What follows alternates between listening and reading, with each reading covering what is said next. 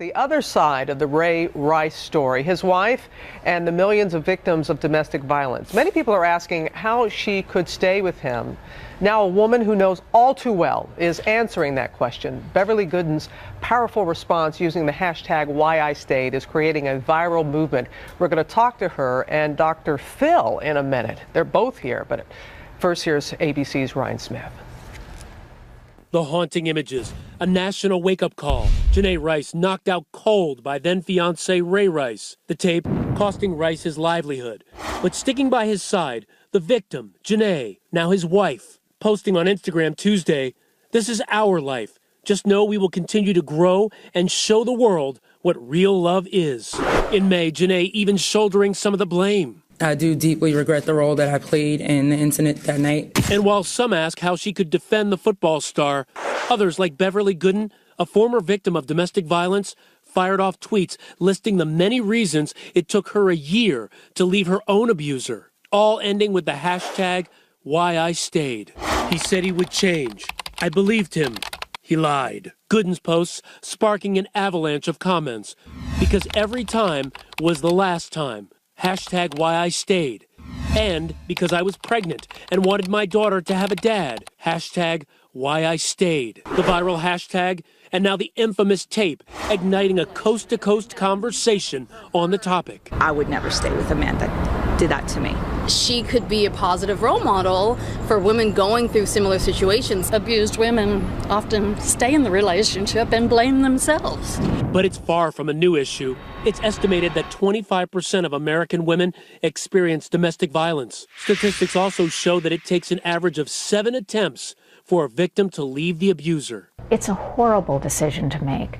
In 75% of cases of domestic violence, the most traumatic and the most dangerous time in the relationship is not when she stays, it's when she leaves. For Good Morning America, Ryan Smith, ABC News, New York.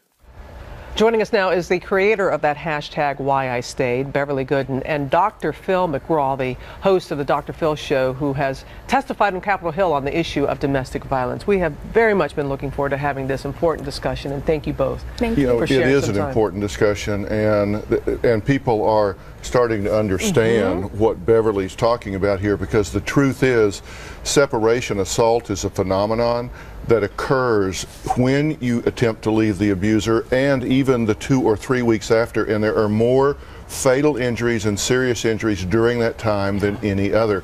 And I would hate to see this debate spark people into saying, okay, I need to get up and leave, because there's a right way and a wrong way to do it. And we're going to talk about that, and I'm glad that you're bringing that up, Dr. Phil.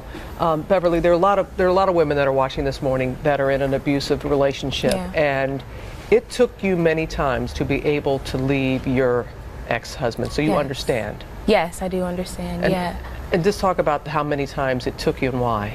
Well, the first time I tried to leave him, he laid down in front of the door to our apartment, and slept there the whole night so I couldn't get out.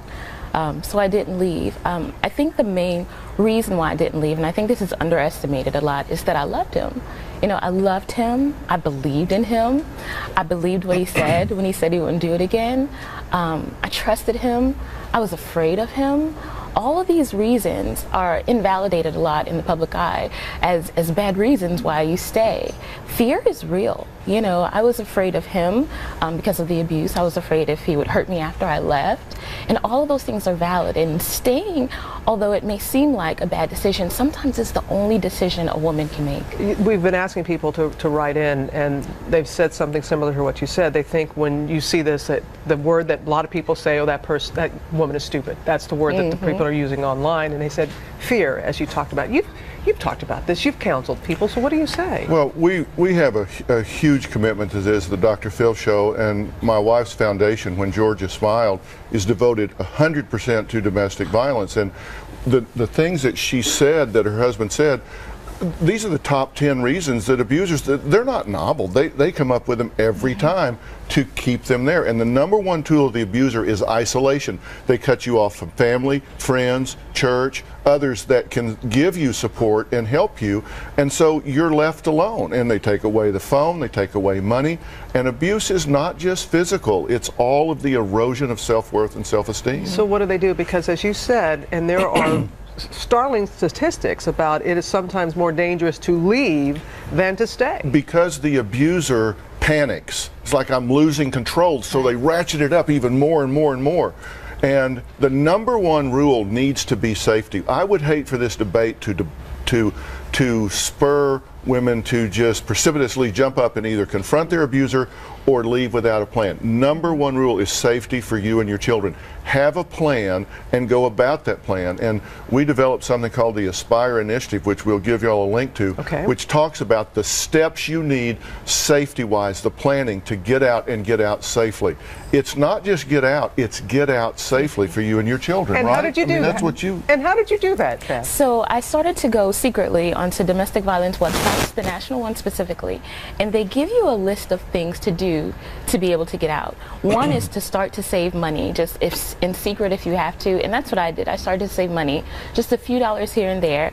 They said to create a bag with clothing and toiletries and any personal items that you need, any heirlooms or anything important to you, and just keep it in a bag, hidden away in a place where he won't look, so that if any given moment you need to grab that bag and get out, you have everything you need within that bag. These are all practical solutions. And I have to say this too, because people were saying in the case of Janay Rice, oh, her husband is a multimillionaire, that's the reason she's staying. There's all these people that are saying all these things, and women from all walks of life find themselves in this situation, Dr. Phil. It doesn't matter if you're with a multimillionaire or not, because the abuser tells their partners, nobody wants you, there's nowhere to go. They control all of the money, whether it's a little bit or a lot. And so it just seems overwhelming, which is why women need to know, if you pick up the phone and call the National Domestic Violence Hotline or the National Network to End Domestic Violence, these organizations, they listen, they won't force you, they won't pressure you, nobody's going to make you give your name. You can call and get help and support. Don't feel alone, because it's not out there. And I know Robbins Foundation created this Aspire app, which is something that can go on your phone, and with a tap of a button, it sends out messages to 5 or 6 people you've designated that says, I need help, get here now. Even if they're not ready to call the police, they can send a message to their mother or whoever that says, come help me, don't leave me alone. That's this information that we need to share with our viewers very much. How are you doing now, Beverly? I'm doing great. You know, I'm 4 years removed from leaving, and the reason that I started the hashtag was to, one, give voice to the people out there who had that voice taken away, you know, to give voice to them, for them to be able to speak their mind. I think what bothered me most was that the question was, why did she stay, and not why did he hit her? You know, as if, you know, we do this across the board with violent situations. We do this with domestic violence by saying, why did she stay? We do this with rape, with saying, why did she wear that? As if your clothing or your mere presence gives someone the right to hurt you.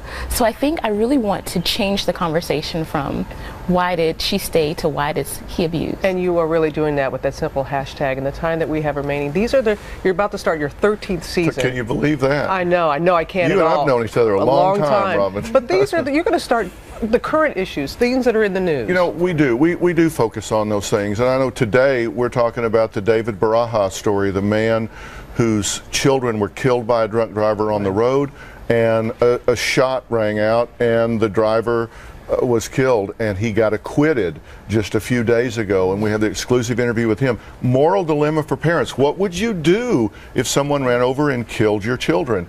And then Friday, the story you all have covered so well, the squatter nanny. We have that nanny and the homeowner together face to face. The 13th season. Dr. Phil, thank you very much for being here. And Beverly, good for you. Thank you for starting and continuing the dialogue. Good for you. Yeah.